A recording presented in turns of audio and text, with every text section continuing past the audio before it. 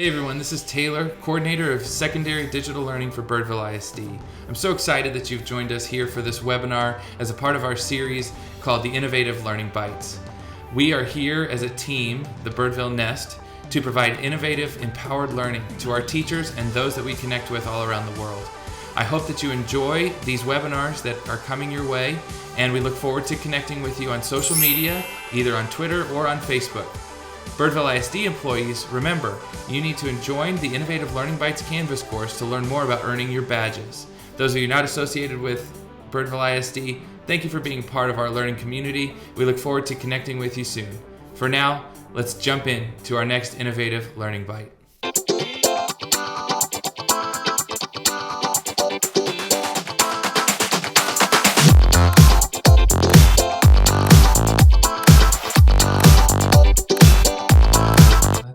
Here. All right, well, we're excited to see you all here today. My name is Taylor Williams. I am the Secondary Coordinator of Digital Learning. All of you probably know who I am. And my co-host this morning is none other than Jennifer. Canisaurus. I'm the Elementary Digital Learning Coordinator, and we are very glad that y'all are here. You are here because you want to talk about using Google tools for distance learning. Before we dive into that, because this is going to be much more of an interactive webinar time for discussion, sharing your best tips and tricks, as well as Jennifer and I are going to show you a couple, it said on the description, secret menu items that are going to be pretty cool to rock out your Google usage. So, before we get started on that, though, I did want to remind you and do a quick commercial that tomorrow we have the Innovative Learning Bite for tomorrow is elementary research and reading online. And those of you who are secondary teachers, I think this could still be a very helpful webinar session to come and learn from a couple of our awesome librarians here in Birdville ISD. And then on Thursday, we have the Innovative Learning Bites, the Canvas LMS Slam, where we're going to be diving into, for those of you using Canvas, just jumping into some different ideas, strategies, tools, things that are in Canvas, kind of taking Canvas to the next level. Even if you're curious about Canvas, we encourage you to come and join and come see what amazing things can be done. So, all that being said, we've got a lot of people here, which is very, very exciting. And like I said, we want to make this be a little more interactive. So a couple of things within the Zoom room that I just want to establish here so that we can have more group participation. You have a couple options when it comes to raising your hand or getting it out there, because I've got 2 full sheets of people on my screen and more people come in by the second, which is excellent. So if you click on the participants button down at the bottom, you should be prompted to where you can raise your hand or lower your hand. And so when we throw out questions out there, put your hand up, let it sit there for a while, and we'll call on you and get your thoughts, feedback. The other option that you have is the reactions button there on the bottom of your screen, where you can throw up a thumbs up or a clap if you want to share with us what your thoughts are, what your strategies are. Throw that up on your name, and we'll go through and we'll get everybody participating here. We want this again to be an interactive experience for everybody, because though Jennifer and I are really good at our jobs and what we do, we are not as strong as the crowd, which is all of us. And so we're our own best resource here. And so we want to get started. So Google tools for distance learning, we are all I think beyond the rookie level of distance learners and distance educators, online educators right now. And we are moving into that veteran stage. And so what I wanted to do first is pose a question. I'm going to put it in the chat here as well so that we can refer to it. And so you can kind of refer to it, chew on it for a second before you dive in. But in the time that we have been apart and away from buildings, away from physically being with your students, what have you discovered about, or what tool have you discovered within the Google tools? What have you discovered about Google tools that you didn't know previously? What's something that you started to do being an online teacher that you were not able to do or you haven't done before when you were in the physical classroom? Again, raise your hands up, throw it into the chat, and I might call on you to share more about it. So looks like I want to go to Sandra Richmond. Can you talk about Moat for a second here? and then maybe I'll jump to some others who also have Moat. Okay, in Google Classroom, when you put in a private comment or a class comment, there's a little purple or pinkish purple, sorry, the dogs are barking, icon. You can click on that and you can actually leave a voice note, but you've got to download the application or the extension first. And it's been really kind of handy so that we can actually use our voice and speak to the kids in Google Classroom as opposed to just written text. Heather, do you want to share too about Moat? I've really enjoyed using it. The only part that's kind of a bummer is when it transcribes, it doesn't always transcribe exactly the way that it should be spelled. And so I'm not sure if the kids see that that typing or not, because I feel like I have to go back and change their name spelling and all of that. But I think that it gives a more personal touch to our comments where we can, you know, they can click a button and just hear us say, great job, I hope you're doing well. And I've gotten some great feedback on it. So I'm loving using it. The power of the voice, I mean, feedback is so important in this scenario anyway, but to be able to add your voice in, to give them just a connection back to the way things were when you were physically in the same room is always good. So Moat is a great one to use. I'm going to jump to Robin Massey and tell us about your use of Google Voice. I have been using Google Voice to speak with students personally whenever they're struggling, and we just cannot seem to get the message across in the typewritten word. And so I asked to speak with the parent. I've actually sent it out repeatedly each week on my weekly, hey, it's Monday and it's a new week email. And I've had parents call me with their questions or concerns, or I've had a student call me when they couldn't do something and they would just give me the information over the phone. It's become a great personal one-on-one tool that I'm loving. And then I can also speak to the entire family. They would put it on speaker and I hear the student, the mom and the dad going, well, I thought it was this. Well, I thought it was this. And I go, and the student will go, nope, Miss Massey wants this. And I go, student's right. And the parents go, oh. But it's been, like you said, it's personal, it's one-on-one. They have a voice. I can hear the concern and the relief in all of their voices, and they can hear my smile. And that's powerful, right? And it gives you a separate phone number, so you're not using your personal number. It allows for you to have that teacher phone without being in the building to use your teacher phone. I think that's awesome. Thank you, Robin, for sharing that with us. All right, let's see what else. Any other, raise your hands too if you want to share out some other things, what you did not know before that you've started to use now. Marcia, go ahead. Yes, hang on. What's really great, I just wanted to talk about Google Voice. It is our official form of phone communication for our kids. We all have a voice number on our campus, but the cool part is it keeps documentation. Who called, who left a message, who you text. You can text on Google Voice and it keeps a record of all the phone calls you make. So it's a great way to track your documentation for parent contact, student contact, et cetera, et cetera. That's it. Thank you, Marcia. And Jennifer just dropped it into the chat here as well. And Heather also added to that. If you are going to create a Google Voice account using the app on your phone or online, you need to use a personal Gmail account. The settings on our Birdville ISD Google accounts do not connect with that. So you have to use a personal account to create that Google Voice experience there in your, to be able to use with your students. So I want to jump to Margaret Willoughby. Will you tell us about saving a post, or drafting a post to do later? Yeah, so I have my classroom set up separately, and it's a lot of work to go, like, you know, typing and posting on Monday morning at 9 o'clock, but I found out I can do it anytime I want and just kind of let it hang out there as a draft and then get it all posted, you know, Monday morning. I don't like to post early because then the kids get confused and they're like, when is this due? So it's just been like, I just never knew it was there. Kind of heard about it and figured that one out.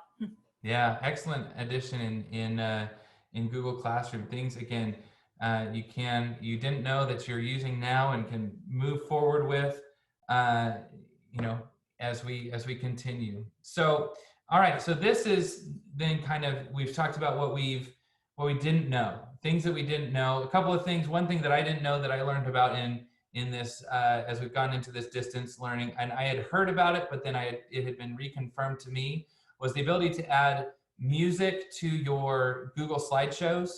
That Google has updated that setting completely. It's not an extension. It's not anything. If you go to insert, you can now insert audio. It has to be something that's in your Google Drive or that you upload. You can't just pull from, Spotify or anything like that. But you can do that. And so one suggestion that I can add to that is that if you have a YouTube account, YouTube has an extensive audio library that's free, and the music is legal, so you can use it publicly. And so you go into that audio library, and you've got tons of different styles, moods, instruments.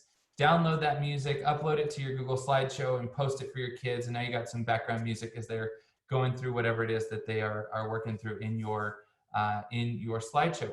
The other awesome opportunity in that is you could start to play with your voicing and voicing over in your Google slideshow too. But that's still, I think, a little ways out there. All right, Jennifer, was there any tool that you jumped out at you that you learned about since we've been distant? I mean, the one that I was going to show today was how you can take a PDF file and insert it into a Google slide to make it interactive.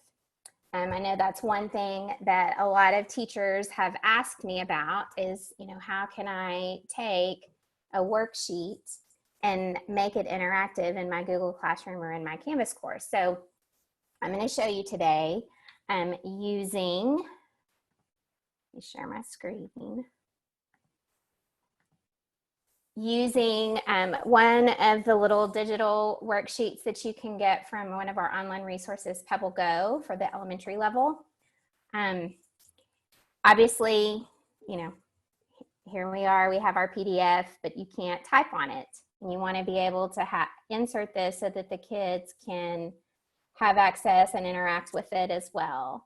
So all you need to do when you have your PDF open is that you need to use your snipping tool to get a screenshot of this PDF. And I'm on my teacher Chromebook, so let me make this a little bit smaller so we can capture the whole image. And then on your Chromebook, it's just Control Shift, and then that key at the very top above the number 6, that's the rectangle with the 2 lines, looks like a tens bar. Anyway, you click on that and you get the little hash mark, and then just grab the image. And so here it is. It's already in my downloads folder. So then if I open a new tab in Drive, go to slides, and then now you can turn this slides presentation into a digital worksheet. And how you do that, first of all, you'll want to change the page size to an 8.5 by 11. And you go to File and Page Setup. And then by default, it says widescreen, but you just click on the arrow and go down to Custom. And then you can change the dimensions here. So 8.5 by 11, and click Apply. So then now that changes it to a worksheet. And now I'm ready to bring that image in. Now, obviously you could insert the image. However, the kids can move that around and do things to it. So what you want to do is you want to make that image be your background. And so how you do that, there's a change the background right here. And then I want to choose an image. And I'm going to upload from my downloads file. So here's the screenshot that I took. And then click done. So now that image is my background. And, you know, when I click on it, nothing moves. The image doesn't get changed in any way. Now, in order for the kids to interact with it, you're going to have to create text boxes on top of this background image for the kids to type into. So this is just labeling animal parts. So I'm going to come up here to my text box tool and create a text box. Now, if I were to click away, obviously you can't see that that text box is there. So I would suggest filling it with just a really light color, just so it shows up for the kids and they know where to type. And then once you've done that, you can just Control-C to copy and Control-V and move it over here. Control-V again and move it down here. And then, so now this worksheet has become somewhat digital, and the kids can just go in and type their answers in the blue boxes. Now, if you were to make this an assignment in Google Classroom, obviously you would bring this in and then make the selection to make a copy for every kid. If you're a Canvas user, you would want to change at the top of your URL to /copy. So everything after the slash would need to be deleted, and then you would just type in copy and bring that link into Canvas in order for so it would force a copy for the kids to work on, so that not everyone's working on the same copy. All right, so do we have any questions about that? Yeah, that's being able to change that. That's a game changer into bringing, especially at this time when we're just trying to piece together as best we can for that. And then the /copy, that works on every Google document type. So Google Docs, Slides, Sheets, you can do that to create that. So those of you who are using Canvas can still create that same make a copy for every student scenario.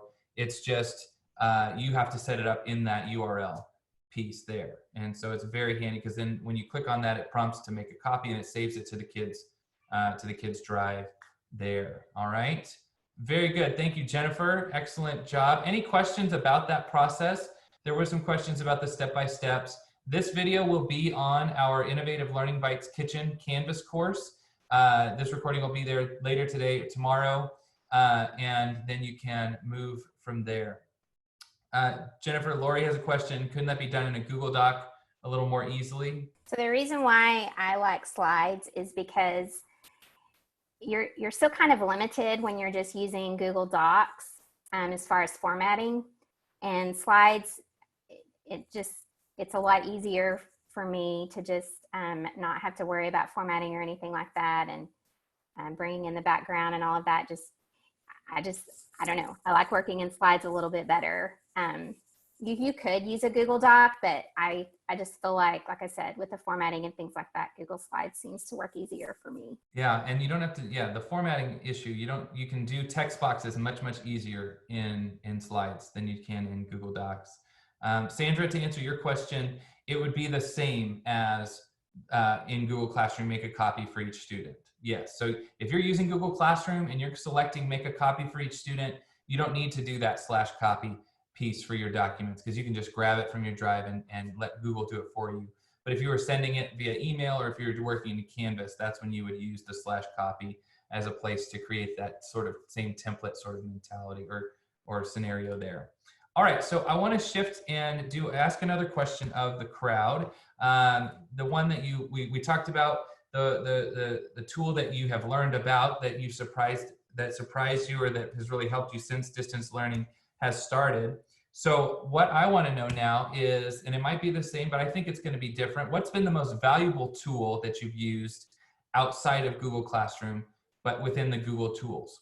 What's the tool that you've constantly been coming back to when it comes to distance learning, and how have you been using it? What have you been connecting it to? That sort of thing. Colleen, can you expand on your forms with 3 exclamation points? I've been a fan of Google Forms forever.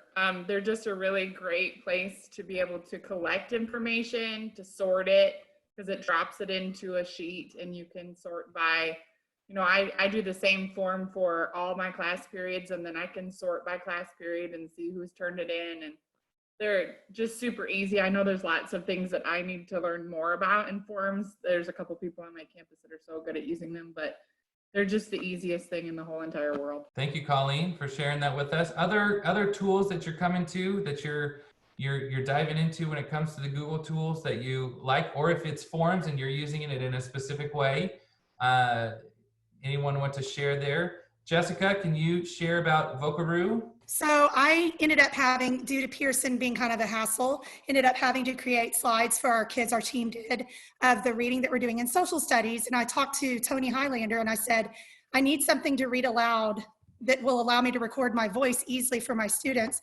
So she told me about Vocaroo. So I pull Vocaroo up. You hit record. It's the easiest app I've ever used online.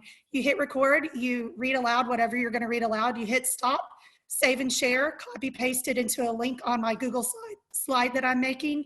And now my kids can listen to me read aloud the book that I am doing for them in the slides. Awesome. Very good, Jessica. Thank you. And Aaron, that seems to answer your question. That was good timing. Vocaroo is where you can put and add those additional oral comments and oral accommodations into your Google Slides. All right, so I want to take a second and I want to show you a couple things in Google Forms. I'm going to jump on Colleen's bandwagon here, and we're going to talk through a couple of things in Google Forms just to create some more fun and some more engaging things here that we can do. So let me get over here. I have a couple examples here that I wanted to talk about first. So in Google Forms, you have this ability, and it's something that is just super cool, is that when you create a form and you're in a question, you have these 3 dots. And if you've not learned this before, but 3 dots in the Google world or in the online world, because it does happen in Microsoft as well, 3 dots typically mean there's something pretty exciting behind those 3 dots, some magic that happens. And so if I click on my 3 dots here, the first thing that I look at here is I see this go to section based on answer. Now, I know I can't see all of you now because we're sharing my screen, but how many of you remember the Choose Your Own Adventure books that you read to the bottom of the page and it says, if you want to fight the bear, go to page 76. If you want to run away from the bear, go to page 10, right? So go to section based on answer gives you this opportunity or this ability. So you can see I've got a Charlie and the Chocolate Factory quiz here. This is kind of a pre-test quiz that I would be giving, you know, they had to read it, you know, maybe over the weekend, and now we're coming in and we're going to talk about it. And so what was the name of the protagonist from the reading yesterday?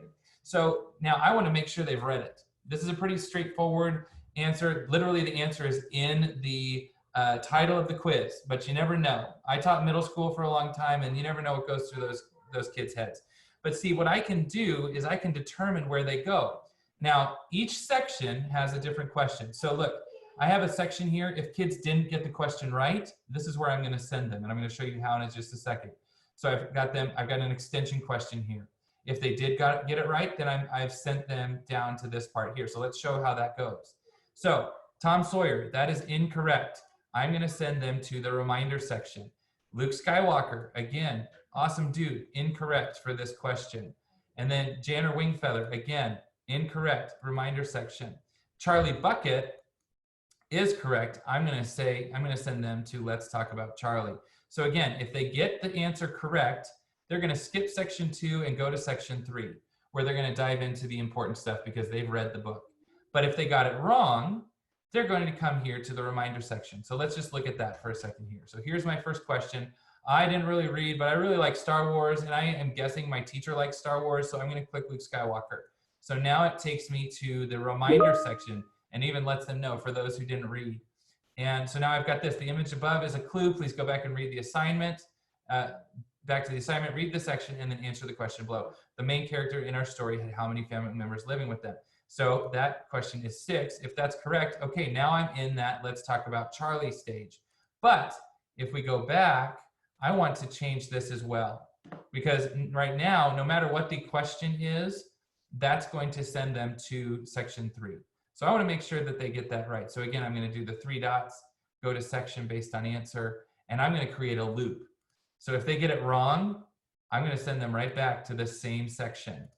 4 wrong, 5 wrong, 6 is correct. You're going to go to Charlie. 7 is wrong, and so we're going to come back here. So now, if we go through it again, and let's come back here.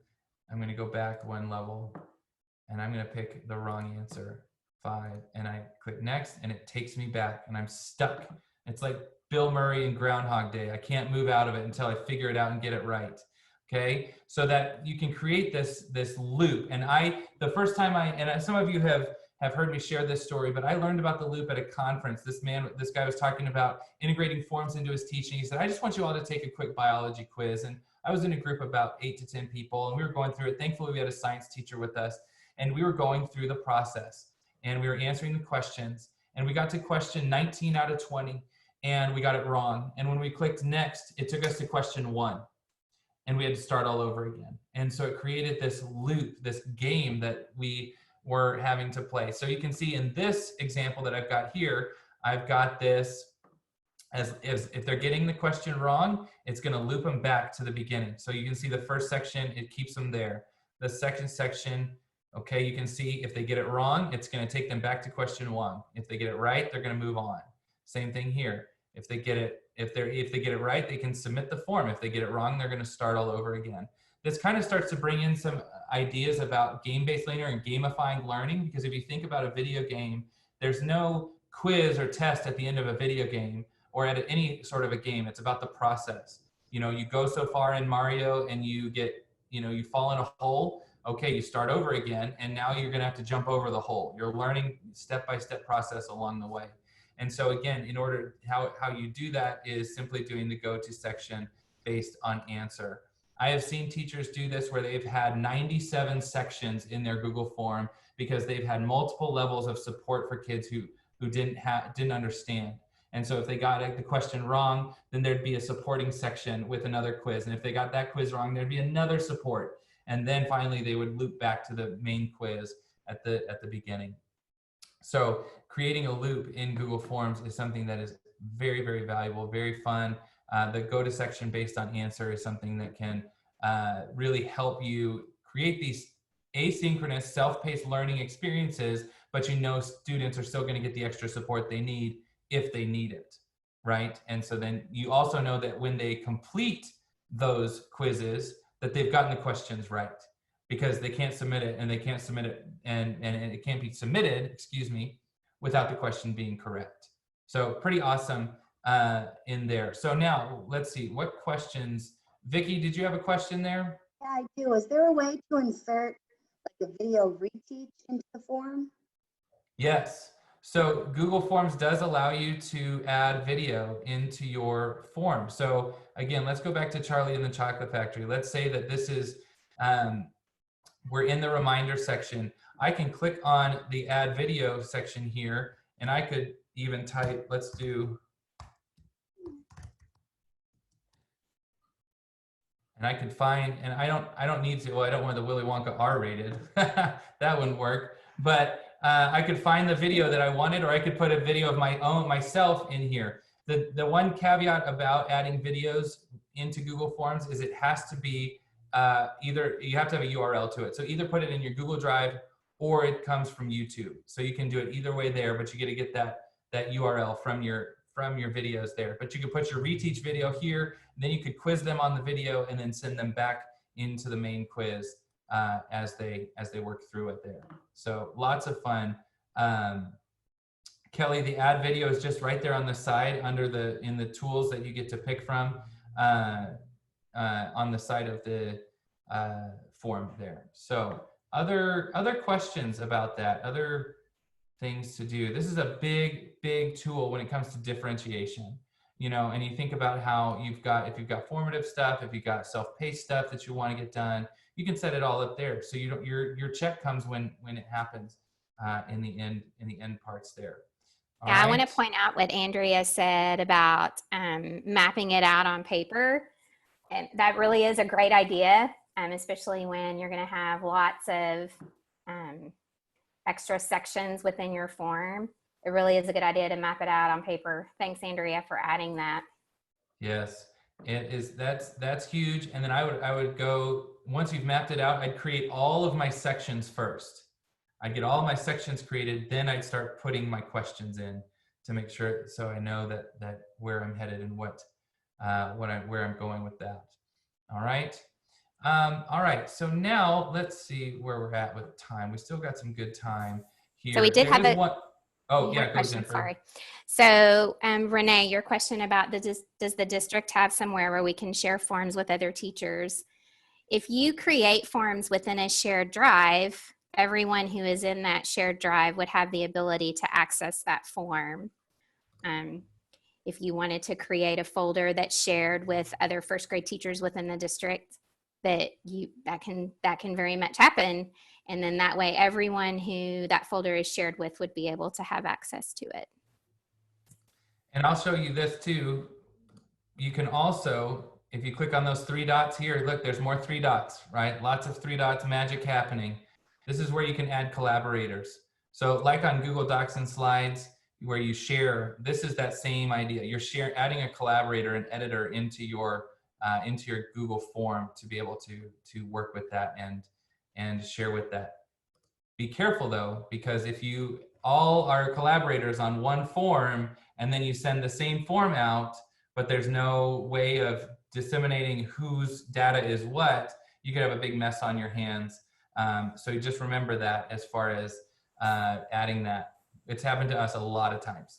Yeah, Colleen's advice is so great. Any kind of shared folder or drive that you have with teachers, the best thing, just always make a copy, because you want it to be your own and not the original. Other questions on either what Jennifer showed you or what I threw out there? If not, I've got another question for you all, and it's really one that we're going to kind of put ourselves on the hot seat here, and we're thankful that we have some of our other teammates in the room.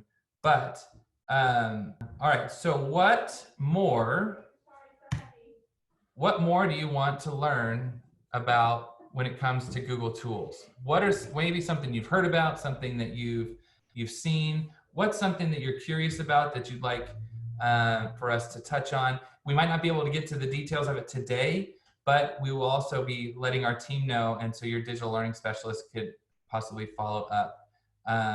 Oh, Julie, talk about Jamboard for us. What is that? Hey, so Jamboard is a virtual whiteboard that you can share with your students. Vicki and I have been putting our lessons that we're going to teach for the week into Jamboard, and then we've been using Loom to record our lessons, and we can write on them, and we share them between each other so that she's got a set from her class, and then I have a set. And then we've even had kids assign it to them where they go in and create their work there in the Jamboard. Thank you, Julie, for sharing that with us. And you can find Jamboard in your waffle. If you click on it, you see it there, just scroll down and you'll see Jamboard as an option where you can create those whiteboards. I've totally spaced that. And I know Jeff's in here somewhere. Jeff and I were looking at Jamboard a while back, and that's a lost tool. Thank you, Julie, for bringing that back forward. What's the waffle? What's the waffle? The waffle, Kelly, is that area up in the top of your Google. Let's see here. Let me get to a page where I can show you the waffle here, where we have, we relate it to food. It's lunchtime, and it's hard to kind of see on my screen here, but this right here is the waffle. And it looks like a waffle, and this is where we find all of the fun things. There's Jamboard for us and all the fun tools that we can use within the Google tools that are connected to Google accounts and things like that. Yes, we also might refer to 3 lines that are as maybe the pancakes or the cheeseburger. There is the box with the arrow pointing out, that's the Sharo. So you've got lots of different lingo here in the online world, which is very good. Skinny snowman, I like that one. Colleen, that one's a good one too. All right, so what else? What other tools are you curious about, or that haven't you maybe popped into your head as we've been here in our conversation, and you want to know more about, or you want to share more about this online distance learning arena? Any other ideas, thoughts, questions? So we did have a question from Aaron. Any advice for things that allow, I just went away, that allow students to show math work instead of having them write it out on paper, take a picture, and then send it to her Google Voice number? I think that I have a couple ideas for you. Instead of having them send it to your Google Voice, you know, if you're using either Canvas or Google Classroom, creating the assignment and then having them upload that image into the assignment itself, submitting that. You could also create a template slideshow, kind of like what Jennifer did, and have them put it into the slideshow and submit the slideshow to you as their work as well. Another outside of the box sort of idea for especially math, but you could use this in any subject, is, you know, using something like Flipgrid and having the students talk through their solving of the problem. So it's not that they're showing you the work, they did the work out on their table, but now they have to speak into how it's done. They have to explain why you're moving one number to the other side of the equal sign and how that's going to solve for X or whatever the problem is. So that would be some ways to do it as well, or have the kids create videos of them doing it and submitting the video to you.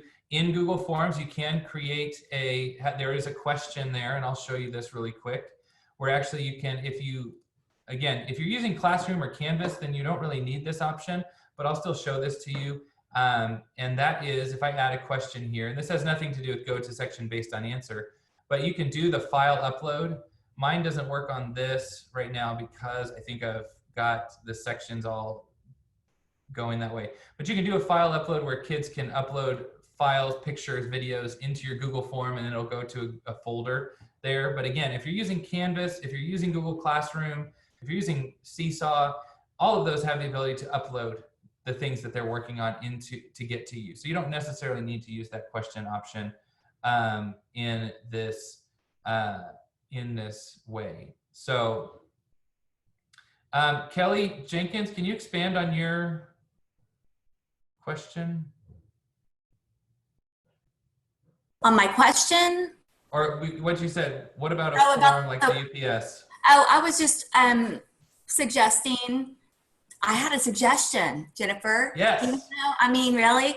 So I was just thinking about what she was saying earlier, and you ended up saying it too, like about the slideshow, how she showed us that we could, you know, do that little, you know, capture it and then put the text box or whatever. So I was just thinking like, you know, I don't know if we're really doing UPS anymore, but you know what I mean? Like that form, I know that we have a math form in 2nd grade where they, you know, show what the problem's asking, you know, then show their strategy, you know what I'm saying? And then explain it. So I felt like, hey, well then I think I could do that with what Jennifer showed and put that in Google Slides and then have them like just make the text box maybe in each section, you know, the whole section where they can write in all of it. And then we're using Seesaw, so then they could just maybe post it there and then record themselves and explain, you know, explain their thinking on that form.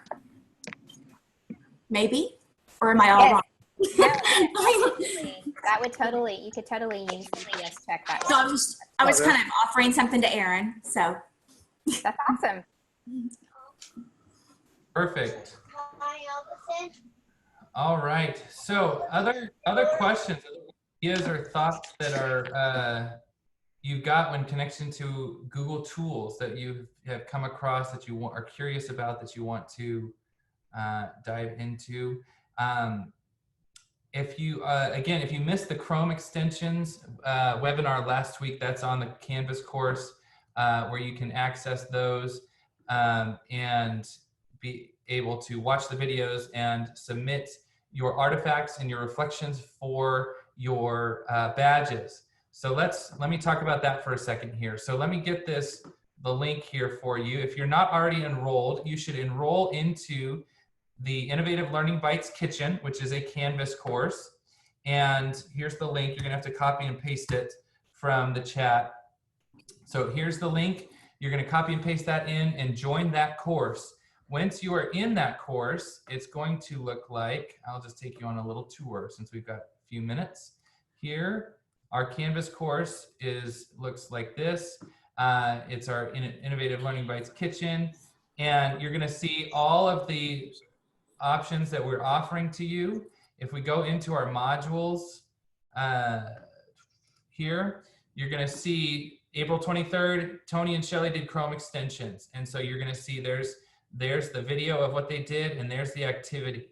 And so what happens is you complete that activity, then you'll get a badge. And so in Canvas, you're gonna be able to earn badges for every Innovative Learning Bites that you participate, whether it's live or recorded. So after this, when you're done, you could go in and submit your tools for distance learning reflection here from our session today and submit for that badge evidence. If you're curious about what badges you have earned in Canvas, you can always click on your account up here, and then you can see it says My Badges. And when you click on that, your badges will show up from all courses that you've taken. So again, that link that's in the chat there will take you here to the Innovative Learning Bites Kitchen, and you're gonna see all these links will go to the webinars that we have done so far. So like the one for tomorrow and next week, those aren't there yet. And you'll be able to see what's going on and get the recording. So if you need to, if there's a skill or something you wanted to come back to, you can find it there in that course and get engaged with that. Jennifer, did I miss anything? Oh, Heather was just commenting about last week's episode on extensions and how they talked about the Emoji Extension. It is a great extension, and it's a great way to, make your Google Classroom topics look pretty, your Canvas topics pretty. We use that extension, you can tell, in our things that we add to Canvas too. So yeah, it is a great extension. Excellent. Well, are there any last questions that you have about what we've been talking about, what's coming? Again, elementary research and reading online tomorrow, Canvas Slam on Thursday, great ones. And then we've got 3 more Innovative Learning Bites coming up next week as well, Tuesday, Wednesday, Thursday. Well, if you do have questions, you can feel free to stick around. Otherwise, everyone have a wonderful rest of your day. Thank you so much for being here. I appreciate it. Jennifer, you have anything to add for us? No, thank you so much. I know we really appreciate your faces. That's right. That's right. All right. And we'll see you guys. The recording for this will be up by this afternoon or tomorrow as well, if you need to come back and for some step-by-step help. Thank you all so much for joining us today. Bye. Thank you for joining us for this Innovative Learning Bite on Chrome extensions. Birdville ISD employees, don't forget to connect with the Innovative Learning Bites Canvas course for more information on badges that you can earn. Those of you outside of Birdville ISD who would like to learn more, follow the hashtag BirdvilleLearns or go to the website birdvilleschools.net. Thank you all for joining, and we'll see you next time.